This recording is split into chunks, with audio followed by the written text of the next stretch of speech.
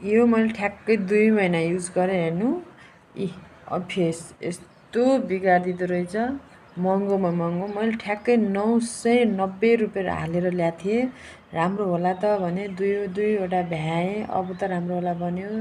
हेर्नु त कुन डेली लगाएँ तर राम्रोसँग हुने ठाउँमा पुरै आएर पुरै अनुहारभरि आएर बरु थोरै थियो।